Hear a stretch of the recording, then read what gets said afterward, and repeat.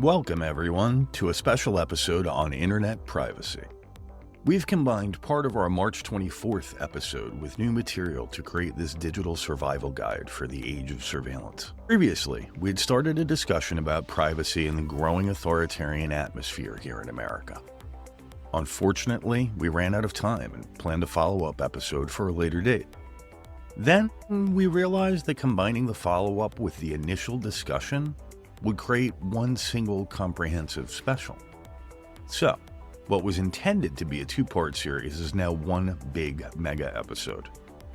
Welcome to a special double dose of Critical Defiance, where we're not just asking questions, we're demanding answers. Because, let's face it, in a world where your every click, search, and late-night meme scroll is tracked, logged, and potentially weaponized, ignorance isn't bliss, it's risk. We're diving deep into the murky waters of online privacy and security today. We're talking secure communications, VPNs, encrypted browsing, privacy-focused software, and everything in between. We're going to arm you with the tools to take back control of your digital footprint, because in a world where information is power, privacy is the ultimate act of defiance. So, whether you're a seasoned internet warrior or a newbie just dipping your toes into the world of online privacy, this episode's for you. We're going to break down the complex world of internet security into more easily digestible pieces. Because, let's be real, in a world where your search history is more valuable than gold and your online activity is tracked more closely than a celebrity's every move, knowledge is your best defense. If you've already heard the March 24th episode, episode 8, you'll have heard the first half of today's special during the discussion segment. If that's the case, you may wish to jump straight to the second part of this one on your podcast app so you can pick up where we left off. If you haven't, or you'd just like a refresher, buckle up. We're about to talk about how to own your own privacy online, so let's go. Alright guys, today Turbo's flipping the script and putting me in the hot seat. We're tackling the wild world of digital privacy and security, a topic which I know a little bit about because I've been in IT for most of my life. We're going to talk about the things that show up in our lives. So, for instance, think of that creepy feeling when your phone totally knows that you need new socks, but on a scale that could influence elections. We'll be breaking down how your data is being used, who's watching, and what you can do to reclaim some semblance of control. So, grab your tinfoil hats or just your regular headphones and let's get into it. Turbo, all you.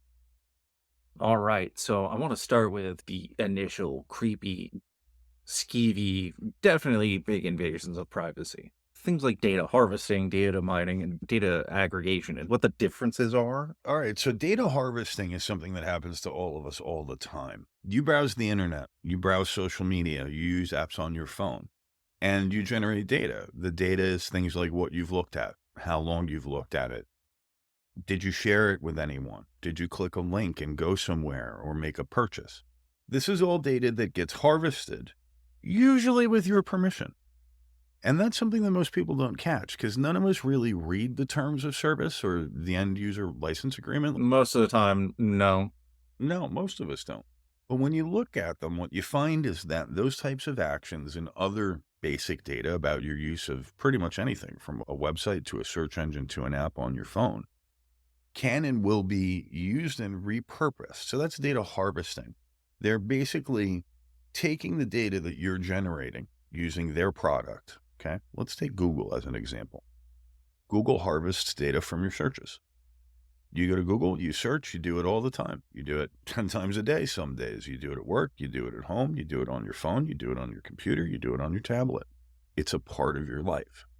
They harvest that data. They keep a record of your searches. They use that to profile you. They use it to determine what types of ads to show you. And in some cases, depending on who you're dealing with, they sell that data to other parties. And that's really common. So that's data harvesting. Does that make sense, Turbo?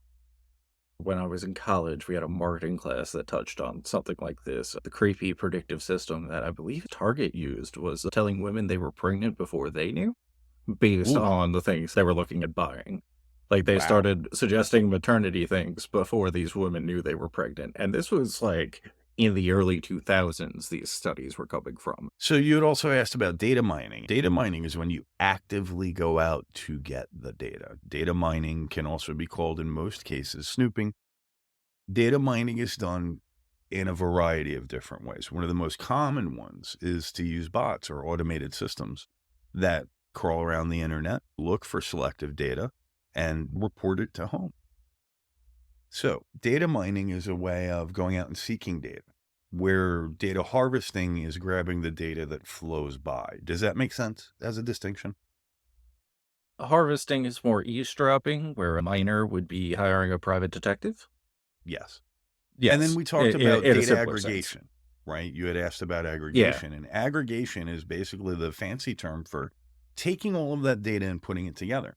So there are firms and services that do this. They take the data that's been collected through harvesting or mining. They take the data you've volunteered in places like your social media bio and public posts, and they put it all together to make a profile on you. So that's data aggregation. And I guess that starts coming into terms like data brokers who buy and sell that data. Yep. Their whole job is to collect and aggregate data and then sell it to the highest bidder for a variety of reasons, primarily marketing. But it's not just advertising. That can also be political research. So yeah, there's profile data about all of this out there based on what we do. And it winds up in the hands of data brokers who buy and sell it all the time. If you Google your own name right now, you will probably get results from a number of data brokers that, for a fee, will tell anybody where you live, who you live with, how long you've been there, what your previous addresses are, any current or past phone numbers, and in some cases, email addresses, and very often, for an additional fee, any public records that mention your name. And a lot of people don't even realize that this is going on. But seriously, if you want to see just how deep it runs, try Googling yourself. It can be a very interesting experience. Now, we talked about data brokers, and I just want to throw something in here. There's a creepier thing in the world. A lot of folks don't realize that there's such a thing as private intelligence firms.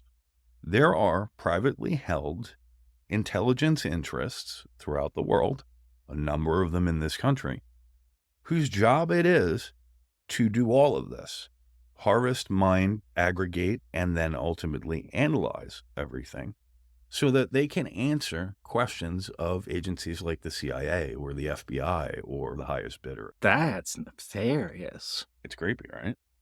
That is very creepy. And we can talk about where they get it. Where they get it primarily is your social media, folks. They can track your internet activity through a whole variety of means.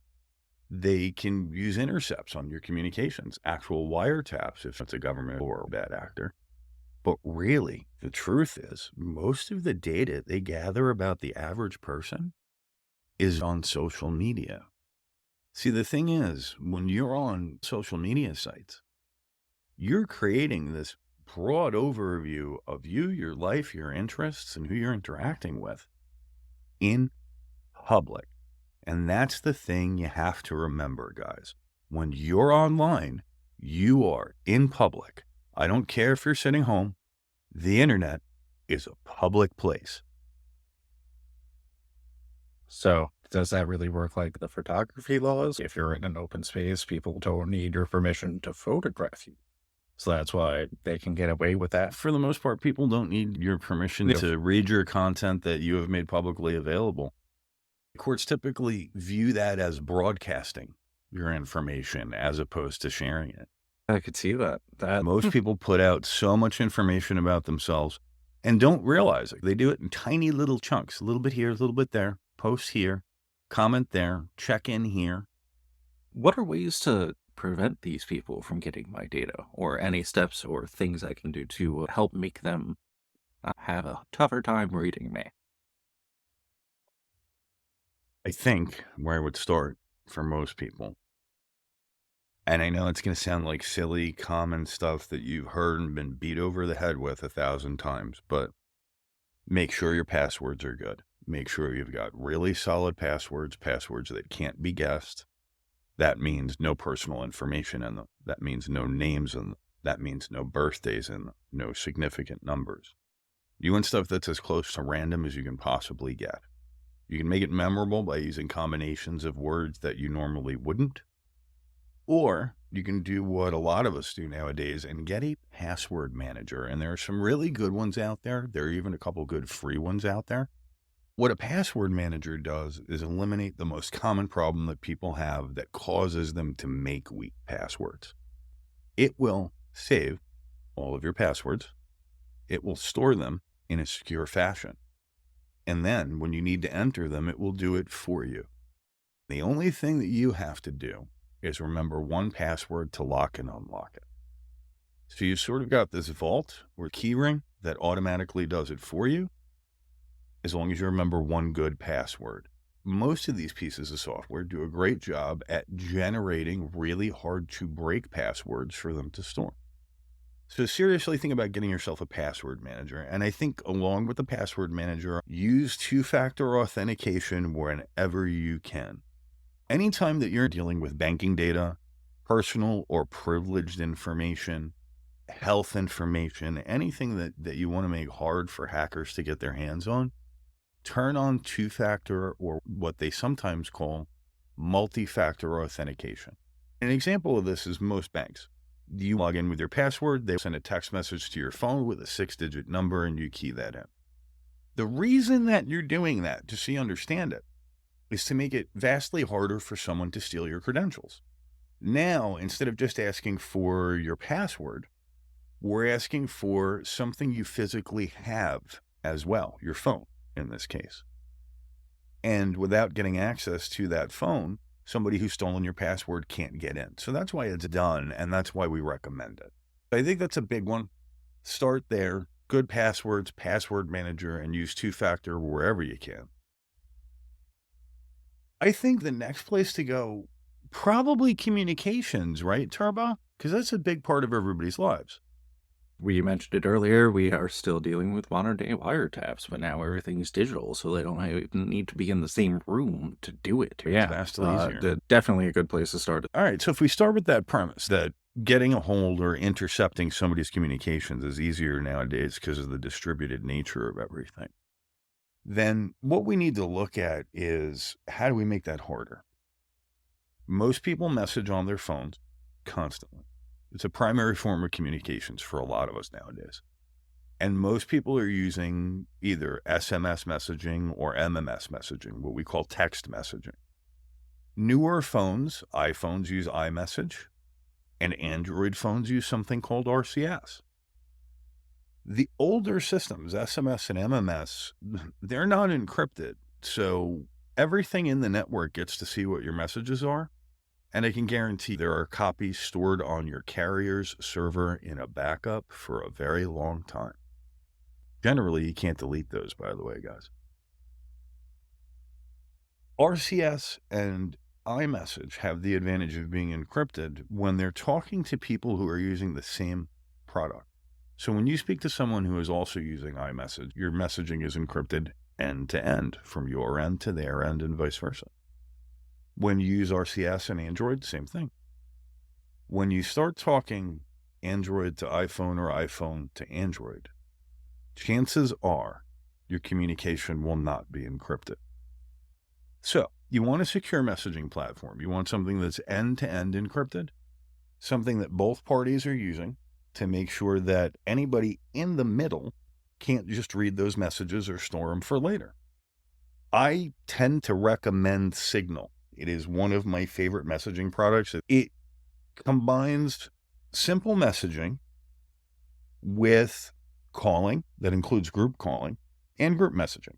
So it's a pretty straightforward app. It's just like your iMessage, your RCS, your text messaging. But from end to end, it is completely encrypted so that anybody who intercepts it, scans it, sees it, or otherwise gets a copy of it has no idea what's inside. You need that. In a world where we don't know how authoritarian the government's going to get, you need that, and you need my other favorite thing, which is encrypted email. Who do you use for email, Turbo? I use Proton. Most people have never heard of it. I definitely get some looks when that cashier asks you for your email address at the store. I use Proton as well. Proton is an encrypted email service. So Proton does for email what a good encrypted messaging app like Signal or Wire can do for your messages. Proton is one of the email providers out there. We love them. We recommend them. They're not the only one out there, though. There's a few others, and if you do a Google search for encrypted email services or secure email services, you'll find, I think it's about 15 of them now that provide encrypted email, but you've got to keep in mind, encrypted email is only encrypted when both parties are using an encrypted email service. So if your mom, without encryption, sends you a message, you don't have any extra security, really.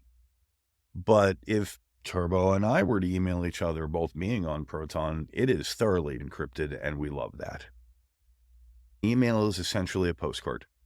Without encryption, where it's coming from, where it's going to, and what the message is visible to parties in the middle. With encryption, you stick it in an envelope and solve that problem. All right, so what are some other things we can talk about in terms of practical steps, Turbo? Give me some ideas. What do you What want to know? about what outside of browser settings and app settings can we do? Real world, real life IRL? Yeah, maybe something I can do or start changing in behaviors or mannerisms or something like that. Okay, so like actual real world IRL stuff. The first one I want to put out there is get notebooks. I love notes. I love taking notes on my computer. I use a computer with a touchscreen and a pen. I love using that. And on that, I use an encrypted notes program. But when I want something to be really secure, I put it on paper in a notebook in my corner of the underground bunker. And the only way you're going to get to that is if you come in and steal it. So I don't have to worry about my notebooks being hacked. Can't hack a notebook. Can't hack paper. So the most secure stuff that I need, it gets written in a notebook. Not on my computers, not on my tablet, not on my phone. In fact, I have a little one that I carry with me for really important stuff, just in case. It's got its own little slot for a pen. So yeah, carry a notebook, guys.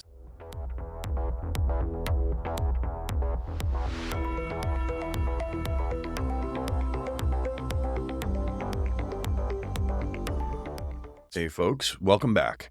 In this part, we're arming you with the knowledge to fight back against the creeping surveillance state when you surf, browse, and doom scroll. Even more of your online life is probably less private than you think. So I'm going to let Turbo pick my brain a little bit more, and we'll see where it goes. So earlier we talked a little about secure communications, and you said there was more that you wanted to go into? We had talked about secure messaging and secure email, both of which are very important things. But let's kick things off for part 2 with the basics, browsing and VPNs. Now, when you surf the web, it's like walking down a crowded street. You're basically in a public place, and that's easy to forget. Your ISP, those lovely folks who bring you your internet connection, and a whole host of other shadowy figures from marketing to private intelligence firms are watching your every move. That's where a VPN comes in. Think of it as a digital invisibility cloak. A virtual private network establishes a secure and encrypted connection between your device and the internet, functioning as a protective tunnel for your data. This tunnel serves 2 critical purposes. First, it masks your IP address. Your IP address is like your digital home address, folks, and revealing your location and potentially allowing others to track your online activities goes with it. A VPN conceals your actual IP address by assigning you a temporary one from a remote server, making it a lot harder for anyone to trace your online activity. That added layer of anonymity can be particularly crucial when using public Wi-Fi networks, which are often unsecured and susceptible to eavesdropping. Think hotels, coffee shops, libraries, stuff like that. Second, and just as important, a VPN encrypts your data. Encryption scrambles your data with a digital key, rendering it pretty much unreadable to anyone along the way or who might intercept it. This process transforms your sensitive stuff, such as login credentials and bank details, your browsing history, you name it, into an indecipherable code that can only be accessed with the correct decryption key. So this safeguards your data from hackers, cyber criminals, and even your internet service provider, because they tend to sell what you do online to marketing companies. The whole thing is about ensuring that your online activity remains private and confidential.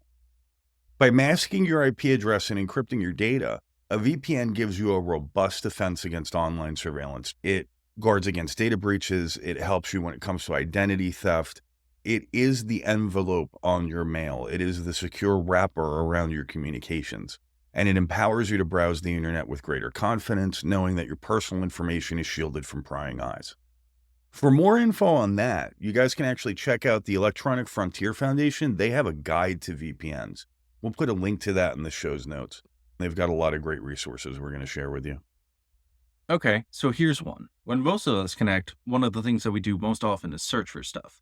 Whether it's news, information, entertainment, the things that you type into Google every day. How can we protect ourselves? If we're going to talk about search, yeah, it's a thing we all use, but the trail that you leave behind is kind of massive. It's really creepy, actually. Every search query, every click, it all gets logged somewhere. Think of it like you're leaving digital footprints in the sand, and those footprints lead right back to you. Be mindful of the terms you use when you're searching. That should be obvious, but be careful. Avoid clicking on any of those sketchy looking links, the ones that are ads that come from websites you've never heard of, or the ones that promise a free iPad if you just enter your social security number. Spoiler, it's not free. The other thing I think that's really important is consider switching to a privacy-focused search engine, something like DuckDuckGo or StartPage. They don't track your searches, which is a breath of fresh air in this data-hungry world, right? Remember that your search history is a goldmine for advertisers and data brokers. It sticks around for a long time, and in many cases, it's merged with things like your location data. So using something like StartPage or DuckDuckGo is a great place to start when it comes to search. VPNs give us that secure wrapper. Using the right search mechanism gets rid of search records. What do you want to talk about next? I know a lot of people who don't even bother to look at anything unless it's through social media. A lot of people don't even bother looking things up unless they need a word defined or they need to do shopping because they saw something in a video. I think you're absolutely right. I think there's a good chunk of internet users who use the internet primarily, if not solely, for social media. So let's talk about social media. This is the place where we're sharing everything from our breakfast to our deepest thoughts. It's also kind of a privacy minefield, guys.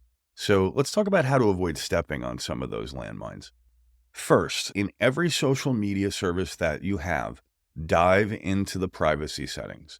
Look at each setting. Make sure that it is set up in a way that you are comfortable with. Don't just go with the defaults. You'd be surprised at how much you're sharing by default. Review everything and tighten it up. A lot of people don't really do it. Be really mindful of what you post. That picture of your passport, probably not the best idea. And for the love of all that is holy, avoid oversharing personal details like your high school graduation date and your mother's maiden name, the things that are security question gold. Also, avoid posting vacation dates and situations where you'll be away from home or the office for extended periods publicly. You don't need that out there. You don't need to be targeted as the perfect place to go rob.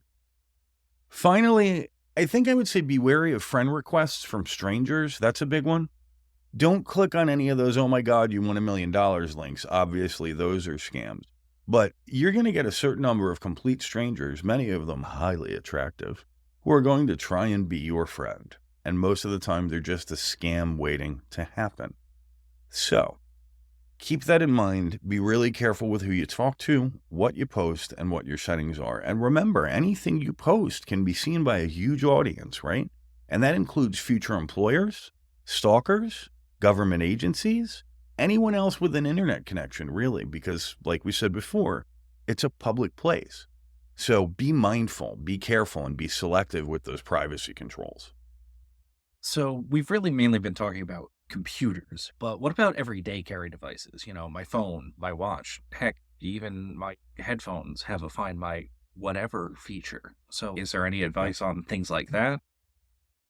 Let's start from your phone, because your phone is basically a pocket-sized spy that you take everywhere with you. So let's talk about how to lock it down first, the obvious. Most people are using either fingerprint or Face ID.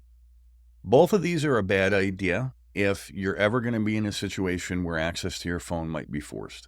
And that happens during thefts and muggings, by the way. People will actually demand that you unlock your phone.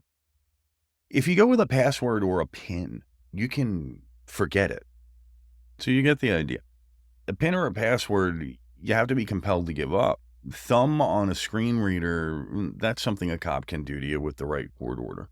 So use a PIN, use a password. Don't use biometrics if you can. If you do use them and you have an Android phone, you've actually got this cool thing called lockdown mode. And in lockdown mode, you have to enter your PIN or password. Biometrics won't work anymore. And it disables the port on the bottom of the phone. So it makes it harder for anybody to get to the data that's stored on it. That's kind of cool. Now, you had asked about Find My and Find My devices and, the Find My networks that everybody's got. Apple's got one. Google's got one. Life 360 has one that used to be called Tile. This stuff is crucial, right? Now, there's an upside. If your phone gets stolen, you can track it, you can lock it, you can even wipe it remotely. It's like having a digital leash on your phone and your data, which is great, but it also has a downside. It creates a very detailed log of everywhere you've been with your devices. So, decide if you want that kind of real-time tracking in your life. If you don't ever see yourself using the Find My features, turn them off because they're killing your battery and they're storing your location pretty damn frequently. They both have values, they both have trade-offs, but make your own decision. All right. How does that bigger from the top down umbrella nefariousness come into play with these? I think I know where you're going with this. So, you think location tracking is just your phone pinging a satellite, right? No. Welcome to the 21st century, folks, where your every move is a data point. Yes, GPS is the OG of location tracking, and surprise, surprise, it's jammed into pretty much everything we have these days. Phones, watches, fitness trackers that know when you're hitting the donut shop instead of the gym. They're all broadcasting or recording your coordinates. It's kind of creepy. But here's where it gets really creepy. Bluetooth. Add that to the mix, and suddenly every device connected to those GPS-enabled gadgets is also a potential tracker. Your earbuds, your smartwatch, even your car's infotainment system. They all start whispering location data, and that data can be picked up by anybody who's listening. It's like a digital breadcrumb trail. Someone's always hungry for those breadcrumbs, so watch it. Some devices, they're real-time stalkers, constantly updating your location. Your phone does that. That's how you can pin it down if you lose it. Others, though, like earbuds or AirPods, are more like digital ghosts, right? They leave behind a last known location snapshot. So it's the difference between being followed by a live drone and finding a picture of yourself on a milk carton. But either way, somebody knows where you've been or where you are. So we've talked about the big, obvious privacy concerns, but what about those very often skipped over settings? The optional data and optional diagnostic data that always tells you that it's to make the product better. Is that just guys to play into all of this data collection? Sure, yeah. A lot of the data collection that goes on legally, you have to opt into, and these are excuses to get you to opt into it. When they're asking for diagnostic data, generally it's at least partially legitimate. It's information they would use to resolve problems or issues in the event of a crash. And a lot of apps and devices will report their crashes back to home so they can be improved. But the data that goes into those diagnostics can be very detailed and very personal. So I leave it off. Look, when an app asks for optional data or optional diagnostic information, translate that to, we want to know everything about you, even the stuff you think is private. They sugarcoat it, they claim it's to improve services, but let's be real, it's a data grab. They want to track your habits, they want to track your location, they want to track your app usage, everything. It's like they're building a digital profile of you, piece by piece, and they're selling that to the highest bidder. And there are multiple entities doing it. Anybody who has written an app that's on your phone could be in play here. So think about it. Why does a news app need your location every 5 minutes? Do they think you're going to spontaneously combust if you don't get real-time traffic updates while you're reading about the latest political scandal? No. They want to know where you are. They want to know where you've been. They want to know where you're going. That's valuable info for advertisers, data brokers, and anyone else who wants to know your every move. So here's the deal. Again, dive into settings, folks.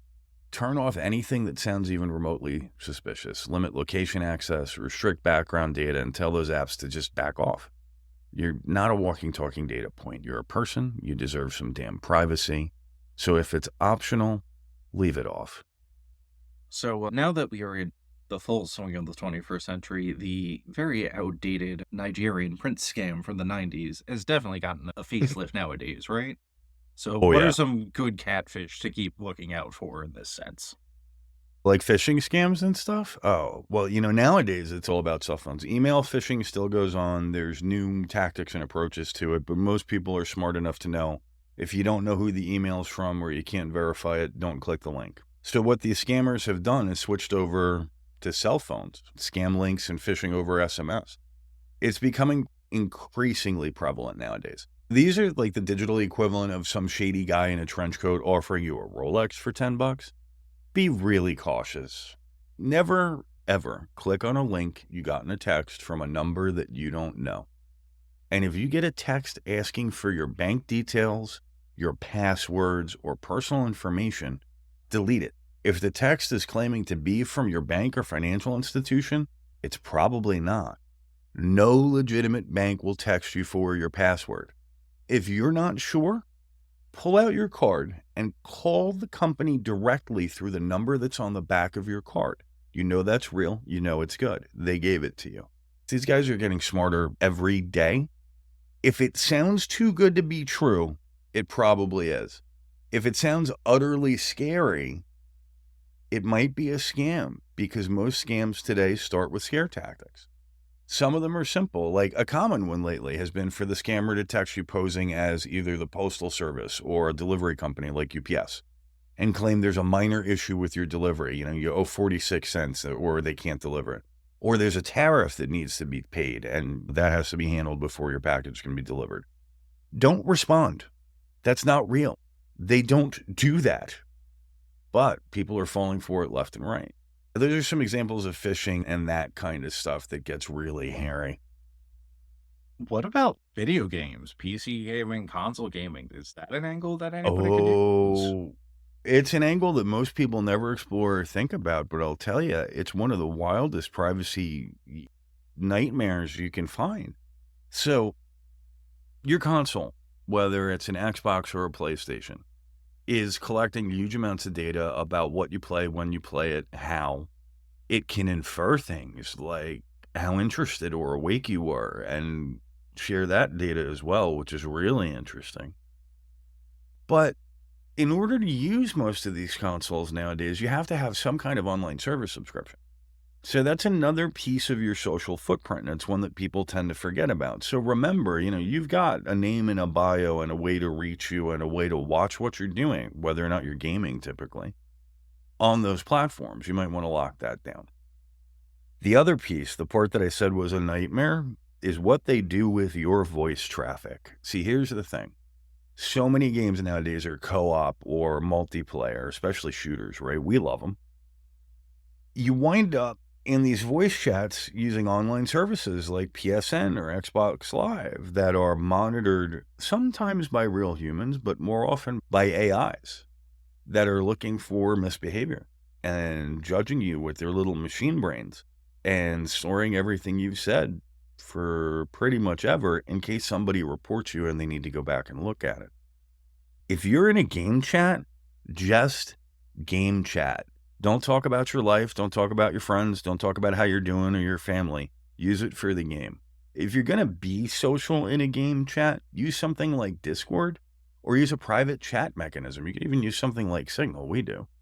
But don't rely on the safety or security of your in-game chat, no matter what you do. That would be dumb. I can't remember whether or not we touched base on voice assistants and things like that. Voice assistants are kind of leaky like a sieve, man. Really, they're convenient and they're handy and they're fun. And there are scenarios where I think they're incredibly useful, like for the disabled or the elderly. But for most of us, what they are is an on-demand listening device sitting in our home that's keeping an ear open to everything we say in case we address them. because that's how they work. They listen to everything in case you say their wake word, whether it be Alexa or Hey Google or whatever.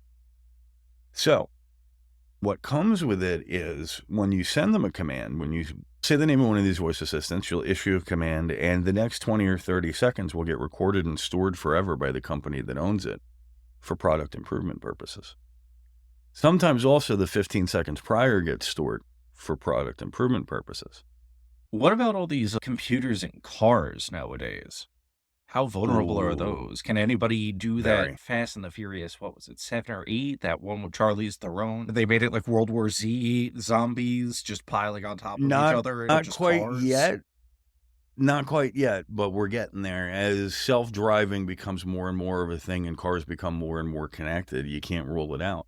What we do have now is cars that have Bluetooth and now Wi-Fi for ease of connection to your devices, things like your tablet and your phone and whatever else you may have on you. It opens up a whole new world because now we've got ways we can remotely and wirelessly connect to the computer in your car. And that computer, if it's connected to your phone, has a lot of information and access to a lot of information. Things like your contacts, your photos, notes, text messages, all sorts of stuff.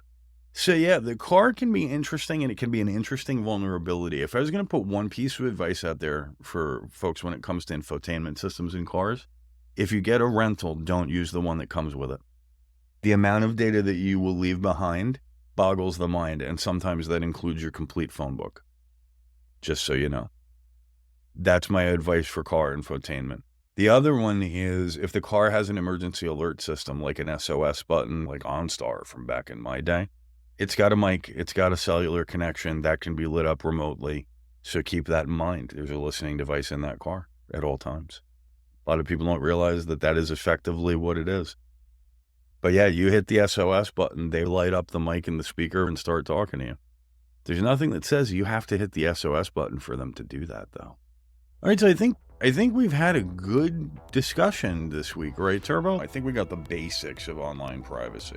Yeah, I think we touched literally anything one could. Yeah, anything you could do in your first pass to get started on the path of building your own digital privacy and owning your own footprint. All right, I guess that's it for this Critical Defiance special episode. Don't be a stranger, guys. Hit that subscribe button on Spotify, Apple Music, YouTube, or wherever you get your podcast fix. There's a lot of links and resources in the notes for this particular special, so head over to criticaldefiance.com for that stuff and some bonus content. While you're there, sign up for our newsletter because your inbox deserves some quality content too. Give us a like on Facebook, find us on Blue Sky or Threads if you're into that sort of thing, and remember, new episodes come out on Mondays, so if you've enjoyed this one, you shouldn't have long to wait for more. So until next time, this is Niels Olson And Turbo. signing off. Stay paranoid, stay informed, and keep fighting the good fight.